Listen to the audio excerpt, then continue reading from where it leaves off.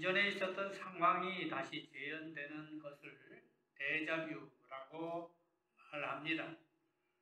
근데 오늘 본문을 보시면 지난번 있었던 사건에 대한 반복이라는 것을 알 수 있습니다. 본문을 확인해 봅시다. 15장 32절 사건은 그 유명한 칠병이어의 사건입니다. 보리떡 7개와 물고기 2마리로 4,000명을 먹였던 사건. 그런데 이 사건은 같은 내용의 오병이어의 사건과 유사한 사건이지요. 앞장에 마태복음 14장 13절 한번 펴보십시오. 마태복음 14장 13절에 보시면 오병이어로 5,000명을 먹이신 내용이 나옵니다. 근데 오늘 본문에 보면 떡 몇 조각과 몇 명을 먹였느냐의 차이일 뿐 결국 내용은 같습니다. 그 칠병이어의 자세한 내용은 제가 생략하고 이미 오병이어의 사건과 유사한 사건이기에 오늘은 이 말씀과 더불어서 우리에게 주는 의미를 한번 생각해 보자고 하는 것입니다. 근데 16장 말씀을 또 보십시오. 1절부터 나오는 오늘 이 바리새인들이 주님께 표적을 구한 내용을 보면 그 내용 또한 앞장 12장에 확인해 보시면 38절에 나와 있는 사건의 데자뷰라고 하는 것을 알 수 있습니다. 그렇습니다. 주님이 3년 공생의 기간 동안 많은 사역을 하셨지만 비슷한 사역을 반복하여 다시 기록할 필요가 없는데도 굳이 다시 기록했다고 하는 것. 그리고 주님은 자신의 사역에 비슷한 사역을 또 반복해서 하셨다면 도대체 얼마나 중요하면 주님께서 강조하시면서 사역을 반복하셨고 또 그것을 오늘 저자 마태는 기록했을까? 주님의 생애를 보면 중요한 사건들이 많이 있습니다. 그런데 오늘 말씀을 보면 유독 오병이어의 사건과 요나의 표적의 말씀은 정말 중요한 주님의 사역이라는 것을 알 수 있습니다. 오늘 본문의 상황을 우리는 먼저 아시고 본문 말씀을 보시면 좀 더 쉽게 이해할 수 있습니다. 본문의 상황을 보면 주님이 매우 피곤한 때였다는 것을 우리는 아셔야 합니다. 이제 16장 말씀부터는 주님이 대속의 길을 이제 가시기 위해서 이제 정점에 달하는 말씀이 마태복음 16장 말씀부터인데요. 주님 마음속 깊이에는 대속의 때가 다가오면서 이제 바리새인들의 압력이 더 심해진 것에 대한 스트레스가 있었음을 알 수 있습니다. 15장 1절 말씀에 보시면 제자들이 손을 씻지 않고 떡을 먹었다는 이유 때문에 예루살렘 산헤드린 공회에 고발이 되어서 파견된 바리새인과 서기관들이 장로의 유전에 대해 주님과 논쟁이 벌어졌던 것들이 나옵니다. 여러분 생각해 보십시오. 손을 씻지 않고 떡을 먹은 게 그렇게 큰 죄가 될까요? 죽을 죄가 됩니까? 그런데 그것을 빌미로 주님께 예루살렘에서 파견된 자들이 와서 주님과 논쟁을 벌였다는 것. 그토록 장로의 유전을 생명처럼 여기는 바리새인들. 그런데 그 장로의 유전에 대해서 주님은 분명히 지적하셨고 그리고 난 후에 이방 지역인 두로와 시돈 지방으로 가버렸었다는 것입니다. 그래서 그 상황을 마가복음 7장 24절에 보시면 이렇게 마가는 당시의 상황을 설명했습니다. 예수께서 일어나사 거기를 떠나 두로 지방으로 가서 한 집에 들어가 아무도 모르게 하시려 했다는 것입니다. 한 사람이라도 복음을 더 증거해야 하는데도 주님이 아무도 모르게 하시려고 했다는 것은 얼마나 피곤하셨습니까? 주님께서 쉬고 싶으셨으면 아무도 모르게 하셨고 이방 지역까지 가셨겠느냐.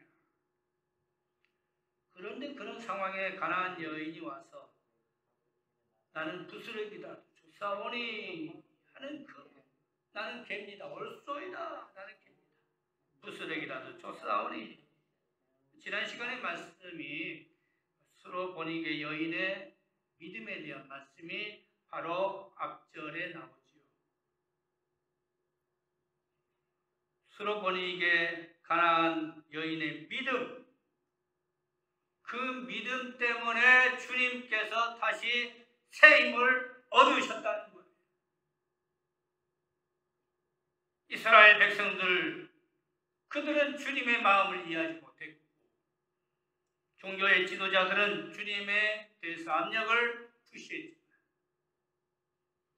그런데 입양 여인의 그 믿음 때문에 주님이 다시 돌아와서 갈릴리에 돌아와 산에 앉으셨다고 오늘 말씀하고 있습니다.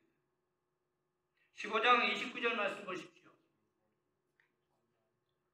스로보니게 여인의 그 믿음으로 다시 새 힘을 얻으셨고 29절 예수께서 거기를 떠나서 갈릴리 호숫가에 이르러 산에 올라가 거기 앉으셨다고 말씀하십니다. 산에 앉았다는 표현이 뭡니까? 단지 그냥 등산 가서 그냥 좀 쉬기 위해서 앉는 게 아니라 성경에 앉았다고 하는 표현은 사역의 자리에 다시 복귀하셨음을 의미한다는 것이죠.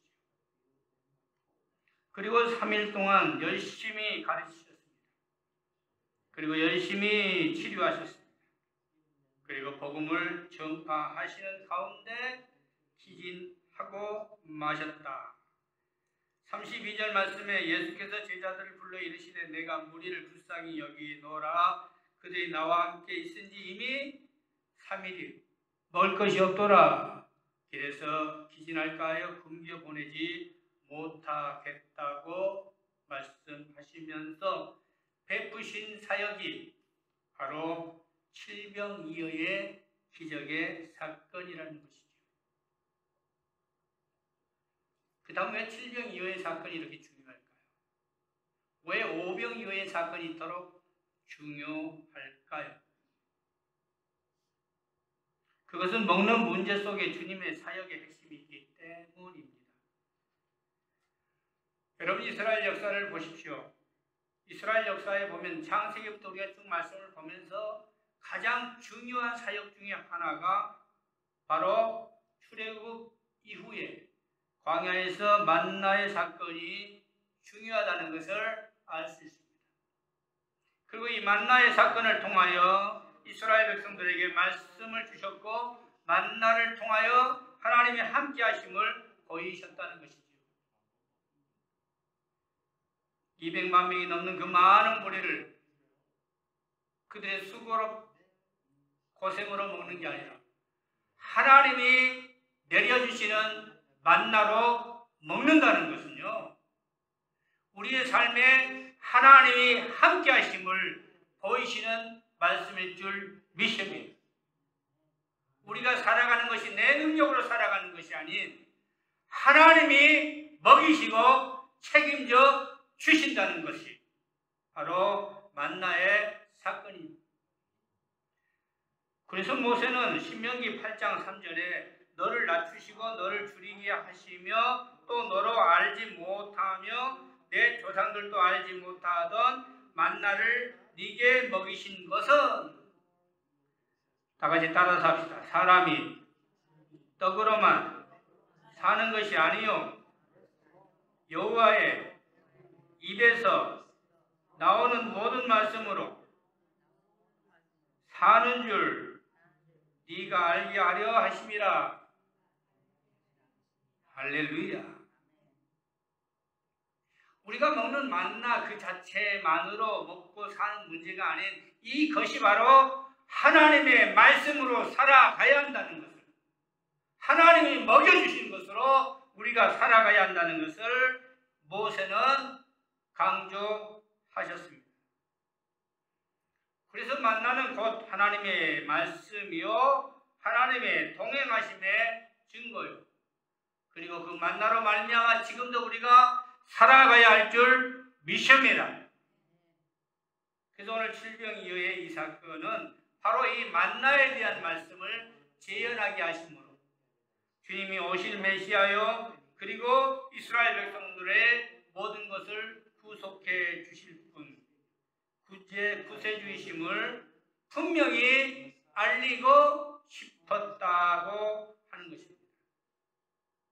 그런데 이런 주님을 직접 보고도 바리새인들이 오늘 던진 질문은 무엇입니까?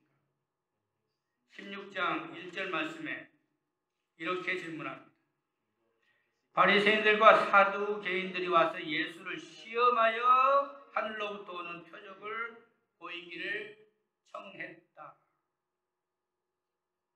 주님을 직접 보고도 메시아가 오셨음에도 그 메시아의 그 칠병이어와 오병이어의 사건을 직접 보고도 그들은 하늘로부터 오는 표적을 보여달라고 요청했다고 하는 것입니다. 오늘 말씀에서 이렇게 말씀하자 주님이 뭐라고 말합니까? 요나의 표적밖에는 볼 것이 없다고 단정하죠. 4절 말씀에 다같이 읽겠습니다. 16장 4절 시작. 악하고 음란한 세대가 표적을 구하나 요나의 표적 밖에는 보여줄 표적이 없느니라. 요나의 표적이 도대체 뭐길래? 주님께서 질문을 던진 그들을 향하여 요나의 표적밖에 내가 보일 게 없다고 하셨을까? 우리가 교회 생활하고 성경을 보면 요나서는 여러 차례 아마 보셨을 겁니다. 저도 어릴 때 주일학교에서 들은 그 요나서의 말씀 지금도 머릿속에 생생하게 기억되고 있습니다. 요나서를 요약하면 한마디로 요나서는 하나님의 은혜에 대한 말씀, 이방인까지도 하나님이 책임지시며 한 영혼도 버리지 아니하시고 한 영혼까지도 사랑하시는 하나님의 은혜를 요약해서 요나서에 말씀하고 계십니다. 이방인 나라 아수르 수도 니느웨 백성들을 구원하시기 위해 요나에게 미션을 주시잖아요. 그런데 요나는 마음속에 그게 허락되지 않았지요. 그래서 하나님의 미션을 의도적으로 피하여 지금의 스페인 지역인 다시스로 가버리고 맙니다. 니느웨는 정반대로 향하는 요나를 결국 하나님께서 큰 물고기를 통해 하나님 역사를 다시 이루시는 것. 그게 바로 요나서의 말씀의 내용의 스토리 중에 하나입니다. 여기서 말씀이 오늘 보면 물고기 뱃속에서 있었던 그 요나의 사건을 통하여 요나의 표적을 말씀하고 있습니다. 그렇다면 마태복음 12장을 다 같이 한번 확인해 봅시다.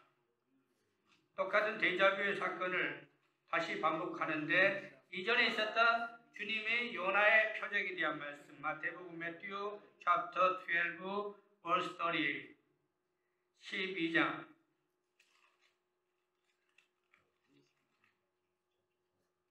우리 몇 절 다 같이 읽어보겠습니다. 38절 그때 서기관과 바리새인 중 몇 사람이 말하되 선생님이여 우리에게 표적 보여주시기를 원하나이다. 예수께서 대답하여 이르시되 악하고 음란한 세대가 표적을 구하나 선지자 요나의 표적밖에는 보일 표적이 없느니라. 그 그다음에 요나의 표적에서 결정적인 핵심이 무엇입니까? 40절 말씀 다 같이 시작. 요나가 밤낮 사흘 동안 큰 물속이 뱃속에 있었던 것 같이 인자도 밤낮 사흘 동안 땅속에 있으리라 하는 것이 요나의 표적의 핵심이요. 그럼 오늘 말씀에서 주님이 바리새인과 서기관들에게 그리고 사두개인들에게 주님이 하시고자 하는 메시지가 무엇겠습니까? 큰 물고기 뱃속에 3일 동안 있음같이 나도 죽고 그리고 다시 3일 만에 부활하실 것에 대한 예고의 말씀. 바로 이것이 오늘 주님이 말씀하시고자 하는 핵심이요 표적이라고 하는 것을 강조했다는 것이죠. 그 다음에 오늘 칠병이어의 사건과 요나의 표적에서 주님이 남기고자 하는 메시지, 바로 그것은 주님이 우리를 위해 죽으시고 그리고 다시 부활하실 것에 대한 말씀이라는 것이죠. 공생의 사역에서 주님이 데자뷰처럼 반복하면서 다시 강조하시고자 하는 오신 메시아로서 주님은 오셨고 그리고 주님이 우리를 위해 대속제물이 되시고 죽으시고 3일 만에 다시 살아나실 것에 대한 부활. 그러면서 이제 16장 기점에 본격적으로 주님이 마지막 사역으로 접어들면서 잡히시던 전날 밤에 성만찬 자리에서 다시 주님을 떡을 떼시고 7병이어의 그리고 5병이어의 이 사건에서 이 떡을 다시 떼시고서 자신의 죽음을 알리셨고 그리고 다시 3일 후에 살아나 부활하실 것. 그리고 갈릴리에서 만나자. 갈릴리에서 다시 보자. 까지 말씀하셨던 그것. 그런데 그 말씀을 제자들조차도 이해하지 못했고 더더군다나 바리새인들 그들이 주님의 말씀을 이해하지 못하고 엉뚱한 질문만 했다고 하는 것. 바로 그게 오늘 말씀의 내용의 본문이 되겠습니다. 그러면 이 말씀을 보면서 우리가 어떤 것을 깨달아야 하고 그리고 우리가 이 말씀을 보면서 이 시대를 살아가는 우리는 어떤 결단과 각오가 있어야겠느냐 하는 것이죠. 첫 번째, 이 세대는 악하고 음란한 세대라는 것을 아셔야 한다는 것입니다. 오늘 본문 16장 4절에 아까 보았듯이 이 세대에 대해서 주님은 분명히 악하고 음란한 세대라고 말씀하셨고 앞장 마태복음 12장 39절에도 이 세대가 악하고 음란하다고 분명하게 이 세대를 지적하셨습니다. 악하고 음란하다는 게 그럼 무슨 뜻일까요? 언어로 보면 세대라고 하는 시간의 때는 카이로스, 흐름이라고 하는 크로로스로서 나누어지는데 오늘 여기에 보면 주님은 이 세대를 카이로스라고 하는 때를 강조하셨다. 지금의 때는 어떤 때입니까? 주님이 곧 오시고자 하는 말세의 때에 이 때를 분별하지 못하면 영적으로 무지한 자는 악한 자요. 주님을 바라보지 못한 자는 음란한 자 같다라고 하는 것입니다. 시대의 때를 분별하지 못하는 것. 오늘 말씀에서 보십시오. 주님은 이 시대를 보고도 분별하지 못하는 것을 마치 너희가 저녁에 하늘이 붉으면 날이 좋겠다 하고 아침에 하늘이 붉고 흐리면 오늘은 날이 붓겠다 하나니 너희가 날씨는 분별할 줄 알면서 시대의 표적은 분별할 수 없느냐. 2022년 올해 들어서 세계 동향을 보십시다. 상상할 수 없는 일들이 생겨. 저는 우크라이나 사태에 그 동영상들이 들어오면 그걸 볼 때 막 가슴이 떨려요. 여성들이 몹쓸 짓을 당하는 것을 현장에서 찍어서 저한테 보여주는데요. 차마 공개할 수가 없더라고요. 차마 공유할 수가 없더라고요. 21세기를 살아가는 지금 이 시대에 어떻게 전쟁이 있을 수 있습니까? 그리고 어떻게 사람을 그렇게 죽일 수가 있습니까? 이해가 안 가는 거예요. 왜 이런 시대를 우리가 살아갈까? 그 다음에 나오는 게 핵전쟁에 대한 이야기가 자꾸 방송에 나오더라고요. 여러분, 핵전쟁이 일어나면 어떻게 될까요? 어린아이도 다 합니다. 이건 나만 죽는 게 아니잖아요. 그뿐일까요? 물가는 폭등해 가는 거예요. 어제 센스에 갔더니 20% 올랐더라고요. 물건들이. 계란 한 판에 20불, 10불 막 그래요. 어떻게 이런 일이? 가스값이 폭등해서 4불대로만 올라가 가까이 올라가. 이러한 것을 우리가 보면서 오늘 이 말씀을 다시 한번 봅시다. 아침에 하늘이 붉고 흐리면 오늘은 날이 굳겠다 하나니 너희가 날씨는 분별할 줄 알면서 시대의 표적은 분별할 수 없느냐. 2년 동안 코로나 바이러스로 교회 문들이 다 닫혔습니다. 한국의 3분의 1의 교회들이 다 무너졌다고 합니다. 왜 하나님이 예배를 받지 않으실까? 선교사님들이 선교지를 다 떠나고 다 한국으로 다시 돌아가셨습니다. 우리가 선교하는 우크라이나 지역도 선교사님들이 안 계십니다. 제가 알고 있는 선교사님들 다 한국으로 가셨습니다. 이러한 현상들을 우리는 이제 영적으로 한번 봅시다. 이 시대를 분별할 줄 아는 분별력을 한번, 영적인 눈을 크게 뜨고 한번 보자고요. 이 세대를 바라보면서 우리가 어떤 것을 깨달아야 하겠느냐. 깨닫지 못한다면 내가 바리새인이요, 내가 사두개인이요. 깨닫지 못한다면 내가 오늘 이들을 비판할 게 아니라 내가 서기관일 수 있습니다.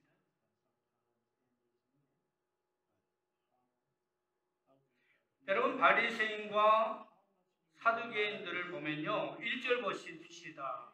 바리새인과 사두개인들이 예수께 와서 예수를 시험하여 하늘로부터 오는 표적 보이기를 청했다고 했습니다. 물어봅시다. 바리새인과 사두개인이 한 팀입니까? 절대 만날 수도 없고 만나지도 않아요. 다른 건 다 용서해도 교리가 틀리면요, 목회자인 저도 타교단 목사님 만나기를 꺼려요. 미안합니다. 왜? 말이 나오면 논쟁이 시작이 돼요. 그러면 피곤해요. 그러나 그들은, 유대인들은 율법을 생명처럼 여기는 자입니다. 만날 리가 있겠습니까? 바리새파는 보수주의라고 생각하십니다. 절대 보수주의. 사두개파는 개혁주의. 그러니 그들의 교리는 하나부터 10까지 다 같을 수가 없어요. 정반대. 부활을 인정하느냐, 부활을 인정하지 않느냐, 금식을 인정하느냐, 금식을 인정하지 않느냐, 개울을 어떻게 보느냐, 이렇게 본다. 다 틀려. 그런데 그들이 오늘 딱 하나 동조되는 게 뭐예요? 예수를 시험하기 위해서 함께 왔어요. 전혀 친하지도 않는 것들이 다 친한 척 손잡고 왔고 예수를 시험하여 그들이 던진 질문이 하늘로부터 오는 표적 보여달라. 그런 그들을 향하여 주님이 6절 말씀으로 가면 누룩이라고 표현하죠. 예수께서 이르시되 삼가 바리새인과 사두개인들의 누룩을 조심하라. 주님을 파는 것에 대해서, 주님을 시험하는 것에 대해서 이권을 앞세우는 것들 보십시다. 오늘날 교회를 상대로 장사하는 사람도 많고요. 주님을 팔아서 이권을 챙기는 무리들이 많습니다. 왜 그럴까요? 오늘 바리새파와 사두개인들이 이권 때문에 하나가 되었던 것, 이 시대의 모습은 아닐까?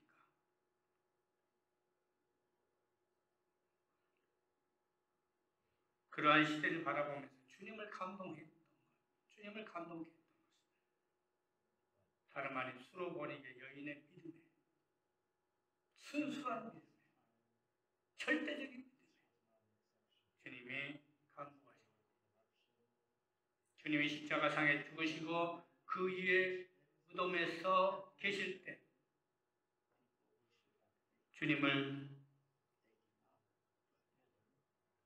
헌신하며 충성했던 막달라 마리아 같은 자들의 믿음, 이 시대에 이러한 믿음을 우리가 본받고 따라가는 여러분 되시기를 주님의 이름으로 기도합니다. 진정 우리가 신앙생활 한다는 건 뭘까요? 진정한 믿음이 뭡니까? 오늘 데자뷰를 통하여 얼마나 중요하며 같은 사건을 또 반복하며 또 반복하면서까지 주님이 사역하셨고 기적을 베푸셨고 그리고 메시지를 전달하셨고 그리고 그것을 또 기록했던 오늘 저자 마태, 바로 그것을 보면 진정한 믿음이 뭐는가?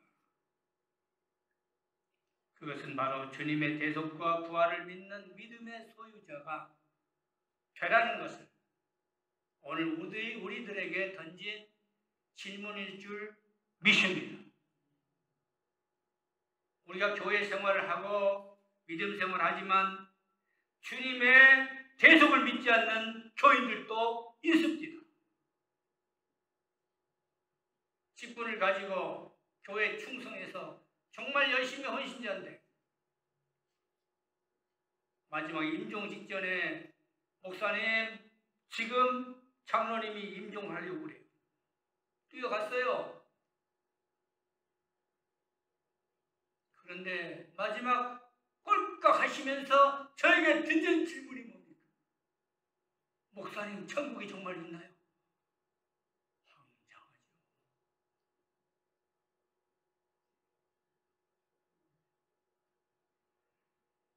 저는 그 모습을 보면서 우리가 교회 생활하는데 얼마나 몇 프로나 주님의 대속을 믿는지 또 부활을 믿는지 오죽하면 오늘 데자뷰를 통하여 주님이 반복된 기적을 베푸시고 반복된 메시지를 전달하셨습니다. 말씀의 결론을 맺습니다. 오늘 저자 마태는 주님의 보혈과 부활을 재확인하기 위해 오늘 주님의 사역 같은 내용의 사건들을 다시 기록했다는 것입니다. 주님의 대속하심을 믿습니까? 주님의 부활하심을 믿습니까? 정말 우리는 그 무엇라 해도 주님과의 믿음의 관계를 분명히 하는 자가 되자.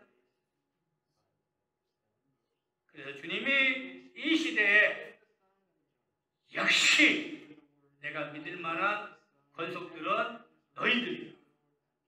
자부할 수 있도록 정말 믿음에 대한 확신을 결단을, 헌신을, 충성을 분명히 하는 여러분 되시기를 주님의 이름으로 기도합니다. 기도합시다. 자비로우신 하나님, 오늘 데자뷰 같은 내용을 보면서 주님의 사역 속에 저자 마태가 우리에게 강조하는 것이 무엇인가 함께 공유해 보았습니다. 주님의 대속하심, 그리고 주님의 부활하심. 그러므로 주님은 요나의 표적에 대한 말씀을 강조하셨고 오병이어와 칠병이어의 사건에서 주님이 분명히 메시지를 전했습니다. 오늘 이 시대를 바라보면서 시대를 분별하는 영적인 눈을 주시며 깨닫는 영을 허락하여 주옵시고 남은 여생 충성하며 헌신하며 곁길 가지 아니하고 주님만 바라보고 인정받는 권속들이 되게 하옵소서. 예수님 이름으로 기도드립니다. 아멘.